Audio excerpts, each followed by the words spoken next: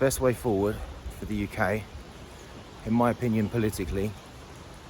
And you know what I think about how much democracy we actually have. But to the extent that we do, and to the extent that people believe that we do, I think that we need to stop the division that there is on different subjects. We need to unite around one thing. And I know that sounds cliche. I don't mean it in that cliched sense. I just mean that chronologically, just in the beginning, unite on one thing so that the government knows that they've got a large opposition. We don't need to worry about whether we agree about things like Israel is so divisive. I think anyone that's doing anything politically needs to leave Israel alone, because it divides everyone, divides every group, every political faction, and there's no point arguing about that. Okay? We notice that when anyone talks about smaller groups and the governments and the media, the one thing they don't like is single issue parties, they call them. And that's because single issues are dangerous to the state, because the fewer the issues, the less the division, and that's what they rely on. They rely on division for us to stay weak and stay divided. And so that's why I believe that even though it goes counter to what British people are taught through the media, through the culture, I think that we need to be a single issue movement. Now, I'm not particularly interested in what that issue is. I'm more interested in opposing the government. And if people want to rally around on one issue or another, it's up to them what they do. It seems to be based on X that the issue everyone cares about in the UK is immigration, like overwhelmingly so.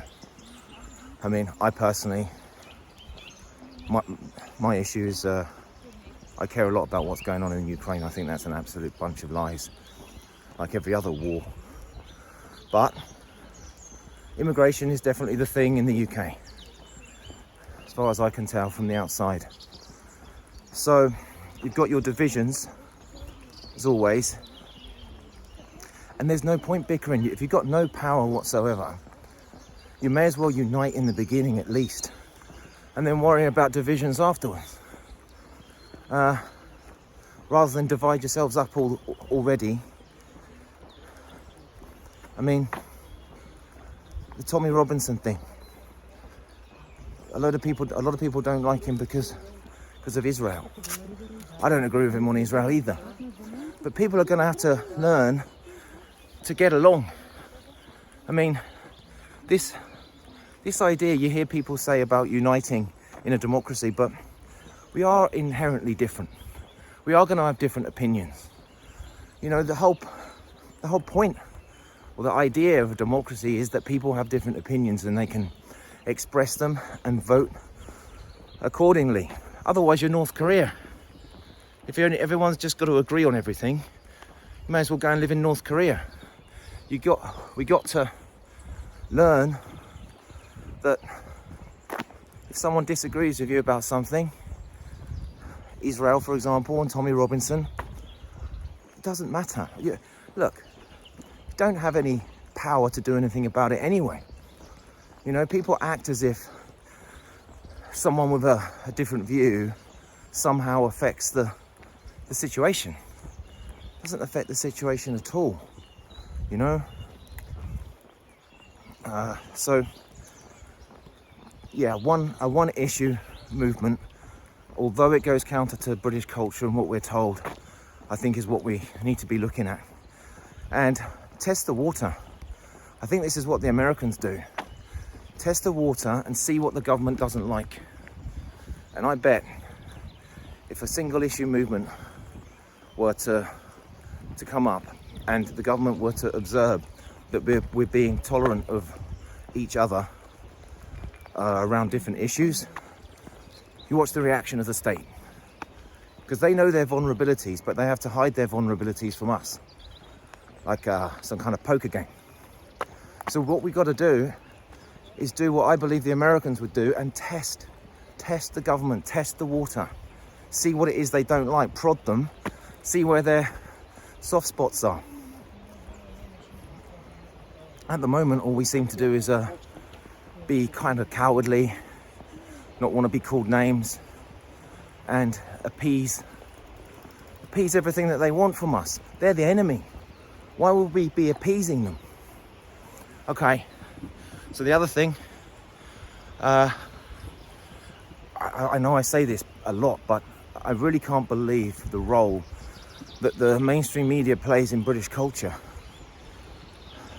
I've lived in 7 countries and I've never known a country that comes anywhere near the United Kingdom and its culture when it comes to the influence of the mainstream media. So, well, I mean, it seems to be like a 1990s culture. Like, I get that it used to be that way in the 90s. It used to be that way in lots of countries, but not anymore. Everyone seems to be able to move on except the UK, and I believe the damage that the BBC's done to the UK over the years. I mean, it damaged me. When I say I got PTSD from growing up in a BBC culture, people don't take me seriously, but I mean it. I'll talk to any psychologist, I'll convince any psychologist that I've got PTSD from growing up in around those BBC people. Those kind of incurious, low in information, high in earnestness. You know, the ones. So as an example of this mainstream media culture that we've got in the UK and how it just won't die. One example is, if you look at Trump and how Trump won in America by circumventing the whole mainstream media machine, just going on podcasts. Now, I don't know what UK people think about this, because I don't really know any people from the UK. But, and if I ask a question on X, no one answers it properly. But I get the impression that not only does that not happen, the way Trump went around the media machine in the US, not only does that not happen in the UK, I get the feeling they wouldn't allow it. I just think they're so reliant on the BBC and the mainstream media to smear everyone. I just can't imagine a situation where someone like Trump, I know they got open primaries in the US, so we wouldn't even get to that situation in the first place. But if we did, hypothetically, I don't think that in the UK culture you could have a popular politician that just completely ignores the mainstream media. Maybe you could. If you can, that's what they should do. And again, I think one of the weaknesses of the UK is that we don't have a strong enough online culture. That online culture is very powerful. And you see that United States. And it's just, there's too much. It's 2025 and you'd be forgiven for thinking oftentimes in the UK that it's still the 90s. So I don't know, I do think about doing something politically in the UK. As I said before, I think one of the issues, there's a lot I don't know because I haven't been there, but at the same time there's a lot that they don't know because they don't have the frame of reference of being outside. And so I think a coming together of the minds of someone that's been away for almost 30 years and people that know the culture better than I do, I think that could be pretty productive. I'd like to do some work like that. It still has a bit of a negative connotation for me, the UK. I see them as quite, obviously it's generalization, but I see them as quite insecure, which kind of creates a bit of an awkward atmosphere, and that insecurity can often manifest as a bit narcissistic. But when I was back there last time, I actually found that the younger ones were pretty cool. They haven't grown up with the mainstream media. I hope they don't. As far as I am told, they're not doing that. They're not doing that mainstream media thing so much amongst the young, so that's good.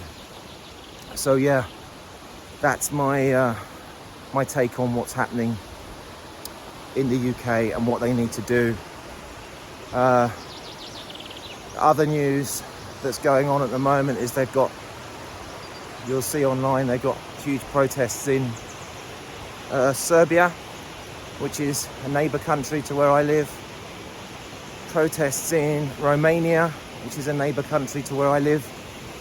And then protests in Budapest, Hungary, which is not a neighbouring country, but it's not too far away either.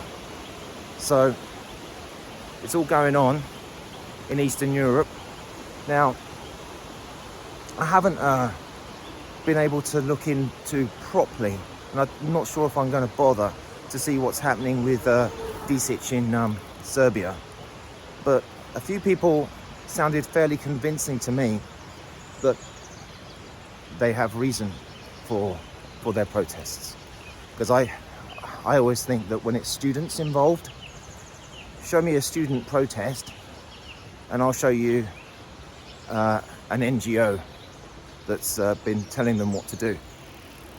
And that's what I always think, because, you know, which students are politically literate? Which students haven't just gone through a brainwashing process and think what their government wants them to think? You know, these students are always the ones protesting in favour of their own government's policies. That's so pathetic. It's so pathetic. You know, govern me harder types. You know,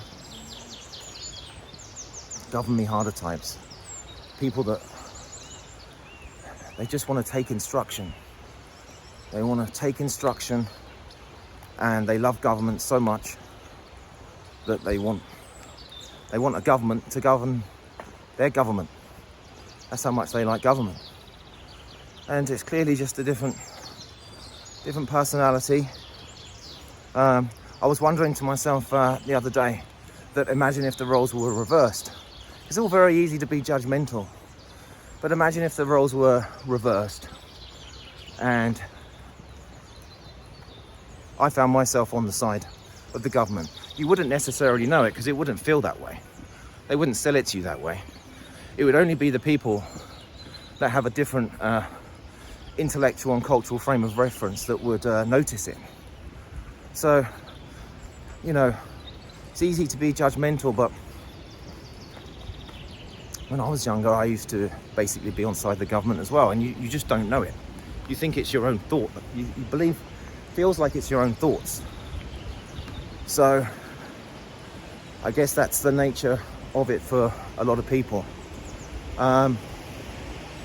So, just going over the, so I'm sorry if the sound isn't very good at the moment, just going over the waterfall here in Bulgaria.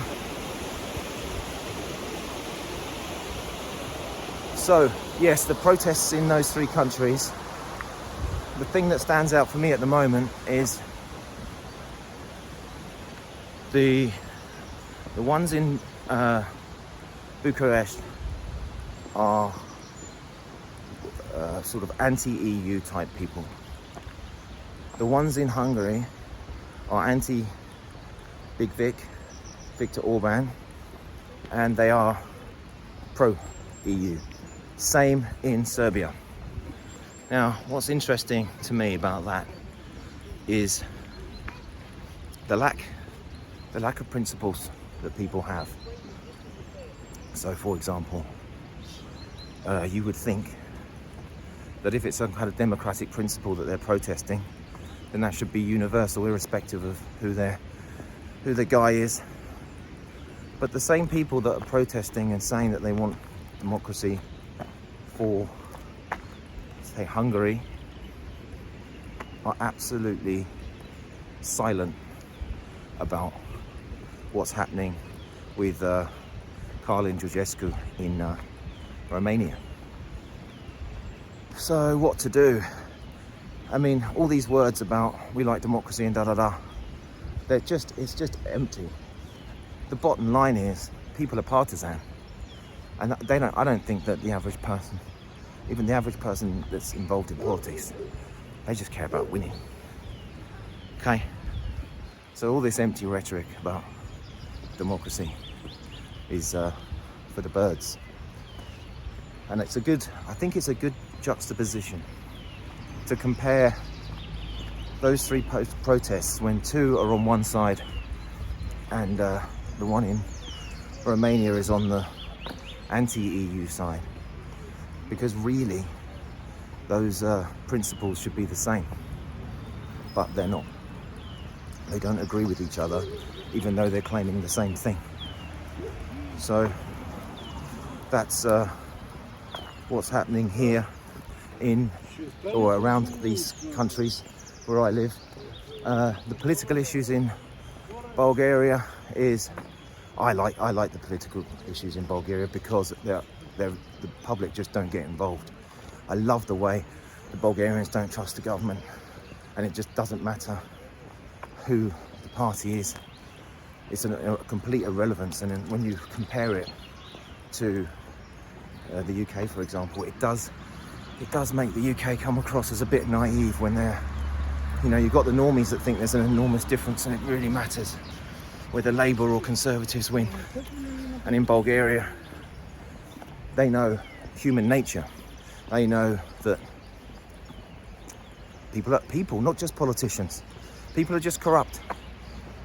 What would happen if, it's all very well the public complaining about politicians and their corruptions and their oligarchs and their corruptions and things, but in terms from a population psychology point of view, what about the general public? It's all very well to complain about it when you're not being tempted, but what percentage of the population?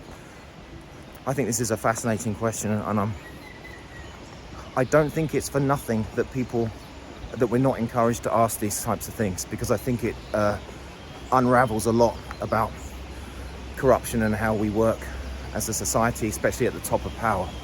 So the question is, if you were offered basically everything that you would want, and use your imagination, whatever that person wants, if people are offered that, to throw, let's say for example, to throw their country under the bus, so many people do it. So many people, more than half. So now if you imagine the type of personality that gets into politics, with their fake education and narcissism and all the different things that make up your average member of British Parliament. Imagine what they would do.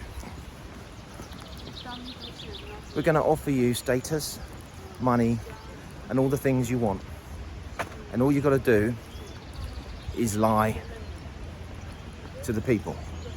All you got to do is say mass immigration's great, and all you got to do is call innocent people racist, and in return we're going to give you all the things that you don't deserve from competence. We're going to give you all that status that you don't deserve, and that is going to be attractive, or that's an offer that people are going to take. 60, I think about 60, at least maybe 70% of people will do that.